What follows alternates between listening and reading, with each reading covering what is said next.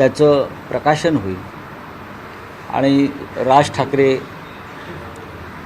प्रदीर्घ काळानंतर शिवसेना भवनात येत आहेत. शशिकांत शिंदे येत आहेत.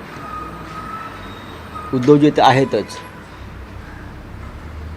आणि ते पत्रकारांशी संवाद साधतील अशा प्रकारचं आहे. आणि त्यानंतर आज काल आपण पाहिलं असेल की उद्धवजीने अनेक शाखांना भेटी दिल्या.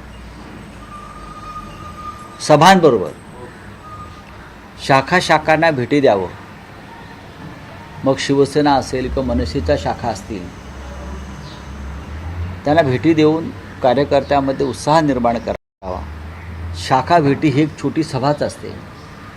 तर माननीय उद्धवजी आणि राजजी या दोघांनीही हे ठरवलं आहे की जसजसा वेळ मिळेल सभा आणि दौऱ्यांतून त्यानुसार मुंबईतील शाखांना भेटी द्यायच्या. राऊत साहेब, एक माहिती समोर येते आहे की 12 जानेवारीला महायुतीची सभा शिवाजी पार्कमध्ये होते आहे. ठाकरे बंधूंच्या सभेचं काही नियोजन आहे का? कारण आम्ही खरं म्हणजे 11 तारीख मागितली होती रविवारी, पण जसं बिनविरोधचा घोटाळा आहे ज्याच्या आधी ससा तो पारधी सत्ता आहे,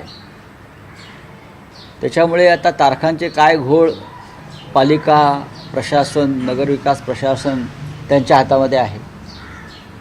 पण आमच्या लोकांनी मग मनसेतर्फे असेल किंवा शिवसेनेतर्फे असतील 11 आणि 12 या दोन्ही दिवशी आम्ही मागणी केलेली आहे शिवतीर्थ.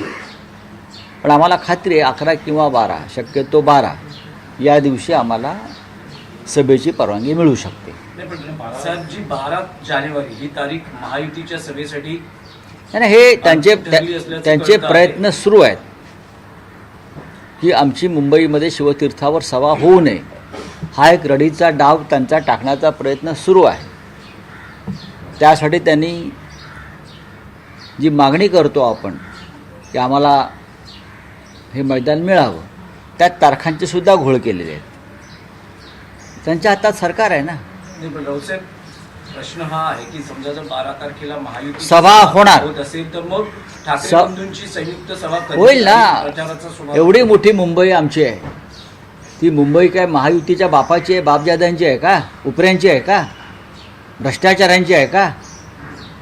मुंबईवर गेल्या 60 वर्षापासून ठाकरेंचंच राज्य आहे, शिवसेनेचंच राज्य आहे जवळजवळ बाळासाहेब ठाकरेंपासून आतापर्यंत. एवढी मोठी मुंबई आहे.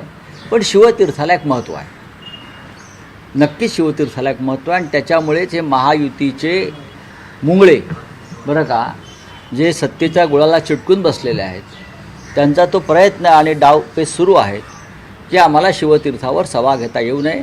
पण आम्ही कायद्याच्या चौकटीत राहून मागणी केलेली आहे आणि त्या संदर्भात निर्णय येईल. राऊसाहेब, मुंबईतील ठाकरे बंधूंच्या युतीच्या उमेदवारांचं सगळं आपण एकूण समीकरण बघितलं तर संपूर्ण मुंबईत आश्चर्य व्यक्त होतं आहे की जे किरीट सोमय्या, जे उद्धव ठाकरेंचे, संजय राऊतांचे, शिवसेना उभाटाचे कट्टर विरोधक, महाराष्ट्राचे कट्टर विरोधक म्हणून बघितले जातात. किरीट सोमय्या हे महाराष्ट्राचे कट्टर विरोधक. नील सोमय्या यांच्या समोर शिवसेने उभाटानं उमेदवार दिलेला नाही. एनसीपीलाही जागा सोडली, एनसीपीचा अर्जही बाद ठरलेला. अशा वेळेस नील सोमय्या हे आता तसे बिनविरोध. आपल्याकडे तशी माहिती फार कमी आहे. मुळात किरीट सोमय्या हे फक्त शिवसेनेचे किंवा आमचे शत्रू नसून ते महाराष्ट्राचे शत्रू आहेत. ते महाराष्ट्राचे शत्रू आहेत पूर्णपणे. ते महाराष्ट्र द्वेष्टे आहेत, मराठी द्वेष्टे आहेत. आणि अशा महाराष्ट्राच्या दुश्मनांना निवडणुकीच्या रिंगणात भाजप आणत असेल तर भारतीय जनता पक्षाचे मनसुबे स्पष्ट होत आहेत. किरीट सोमय्यांची त्यांच्या सगळ्या भूमिका या महाराष्ट्र विरोधी आहेत. त्यांनी शालेय शिक्षणामध्ये मराठीलाही विरोध केला होता, मराठी सक्तीला, लक्षात घ्या. त्यासाठी ते उषा मेहतांबरोबर कोर्टात गेले होते. इथून सुरुवात करा. महाराष्ट्रातले अनेक मराठी उद्योजक, मराठी